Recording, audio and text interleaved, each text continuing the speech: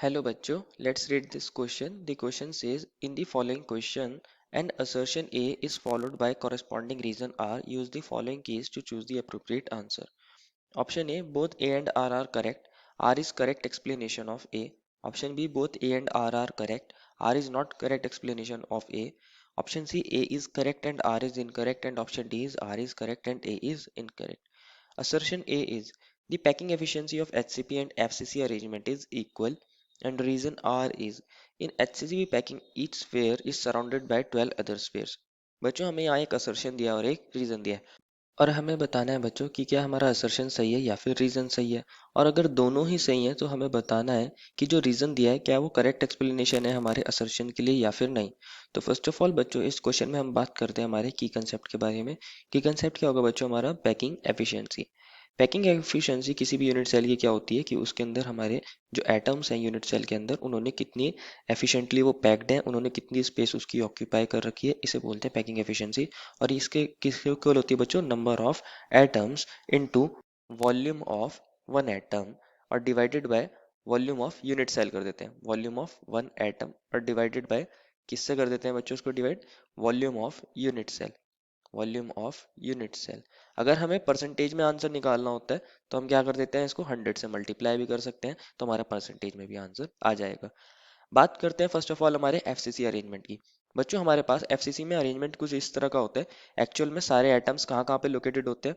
Corners पर located होते हैं हमारे पास सारे एटम्स। और क्या होते हैं हमारे पास? फेसिस पर भी बच्चों एटम्स लोकेट होते हैं। जितने भी फेसिस है सभी फेसिस पर हमारे एटम्स होंगे और जितने भी कॉर्नर्स है सभी कॉर्नर्स पर हमारे एटम होंगे। एक पीछे वाले फेस पर भी होगा, एक आगे वाले फेस पर भी होगा, एक अप वाले फेस पर और एक डाउन वाले फेस पर, एक राइट वाले फेस पर और एक लेफ्ट वाले फेस पर। अभी के लिए बच्चों मैंने तीन एटम्स को इसमें दिखाया है, तीन एटम्स हम कंसिडर कर रहे हैं। बच्चों अगर मुझे वॉल्यूम ऑफ यूनिट सेल निकालना है तो बच्चों हमें पता है कि इसके अंदर क्यूब है तो इसका वॉल्यूम क्या होगा? एज का क्यूब। और इसकी एज मैं ले लेता हूँ बच्चों ए, क्योंकि सारी क्यूब्स की एजेस बराबर होती हैं तो वो ए का क्यूब हो जाएगा। साथ में मुझे चाहिए वॉल्यूम ऑफ एटम। और वॉल्यूम ऑफ एटम कैसे निकाल लूंगा बच्चों? एटम मैंने लिया है स्फेयर, तो स्फेयर की मुझे रेडियस पता होनी चाहिए। रेडियस और ए के बीच में रिलेशन निकालना है। तो मैंने यहाँ अभी तीन एटम्स कंसिडर करे हैं जिनको हमने एक ए सी लाइन के थ्रू दिखाया है। और ये जो ए सी की लेंथ हमने कंसिडर कर लिया है, ये बी कंसिडर कर लिया है, क्योंकि हमारे पास ये क्यूबिक यूनिट सेल है तो ए डी भी कितना हो जाएगा? ए। और डी सी भी कितना हो जाएगा बच्चों? ए।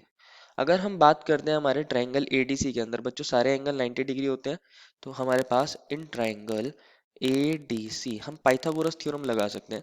और पाइथागोरस थ्योरम के अकॉर्डिंग क्या होता है? एडी का स्क्वायर प्लस डीसी का स्क्वायर किसके इक्वल हो जाएगा बच्चों? एसी के स्क्वायर के इक्वल। एसी का हमने माना था बी, तो ये आएगा बी का स्क्वायर। एडी कितना हो जाएगा? ए का स्क्वायर। डीसी भी कितना हो जाएगा? ए स्क्वायर। तो हमारे पास बच्चों बी की वैल्यू कितनी आ जाएगी? √2a। ये हमारे पास b की वैल्यू आ गई है। अगर आप देखोगे b के अंदर बच्चों टोटल कितने स्फेयर्स आ रहे हैं? 3 स्फेयर्स आ रहे हैं। और लेकिन दो स्फेयर उसमें हाफ हाफ आ रहे हैं। अगर मैं एक स्फेयर की रेडियस r कंसिडर कर लेता हूँ तो ये r हो जाएगा और ये वाला भी कितना हो जाएगा? r। और ये बीच वाले स्फेयर का सेंटर है तो एक r ये रहा, एक r ये रहा। तो b टोटल किसके इक्वल आ जाएगा? b आ जाएगा इक्वल 4r के इक्वल। और 4r किसके इक्वल आ जाएगा? √2a के, क्योंकि b √2a के इक्वल भी तो आया है अभी। अगर मैं यहाँ से a की वैल्यू निकालना चाहूँ या फिर वैल्यू निकालना चाहूँ हमारे रेडियस की, तो किसी की भी वैल्यू निकाल सकते हैं। मैं मान लीजिए रेडियस की वैल्यू निकाल रहा हूँ तो रेडियस की वैल्यू आ जाएगी √2a/4। ये हमारी रेडियस की वैल्यू आ गई है। बच्चों हमारे पास जो एफसीसी अरेंजमेंट होता है इसके अंदर बच्चों total number of atoms per unit cell कितने होते हैं? 4 होते हैं।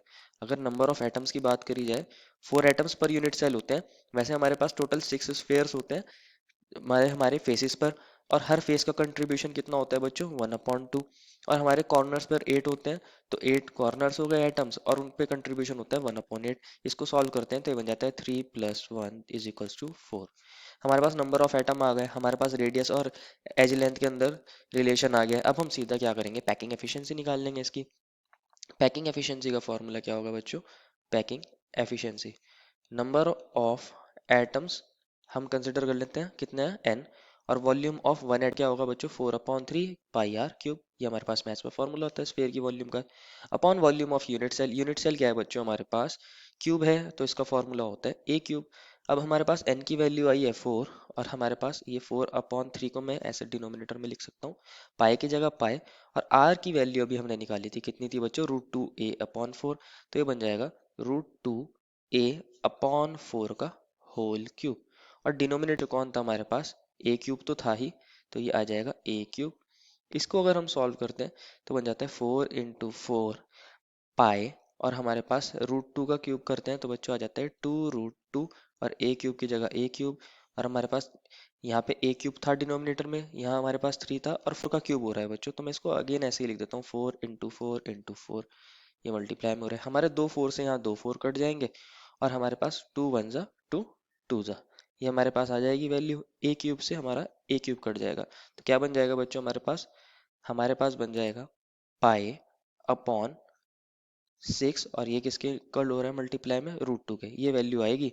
ये वैल्यू को अगर हम सॉल्व करते हैं तो हमारे पास अबाउट 0.74 आता है, और अगर परसेंटेज में निकालना हो तो परसेंटेज किसके इक्वल हो जाती है, 74%।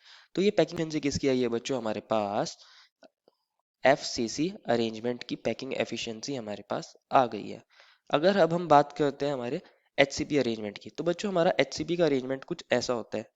इसके अंदर क्या होता है, हमारे पास हर जो हेक्सागोनल फेस है उसमें यहाँ बच्चों सारे कॉर्नर्स पे कितने एटम्स है, 6 एटम्स लोकेटेड है, और एक सेंटर पे है, 3 एटम्स बच्चों ये हमारे पास हेक्सागोनल वर्टिकल फेस पर होते हैं, ऑल्टरनेट फेसेस पर। और इसके अंदर हमारे पास जो एज लेंथ होती है वो हमने a मान ली है, और जो हमारे पास हाइट होती है बच्चों वो हमारे पास c होती है।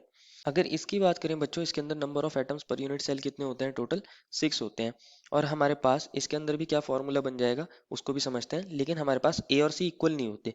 ए को अगर हम रेडियस की टर्म्स में निकालते हैं, अगर मेरे पास कोई एक स्फेयर है, ये रहा एक स्फेयर मान लीजिए, और एक स्फेयर ये रहा, मतलब एक एटम, इसकी रेडियस आर है और इसकी रेडियस आर है, तो ए किसके इक्वल हो जाएगा बच्चों, 2r के इक्वल हो जाएगा, और सी की वैल्यू आ जाती है हमारे पास √2/3 इंटू 4r, ये हमारे पास c की वैल्यू आ जाती है।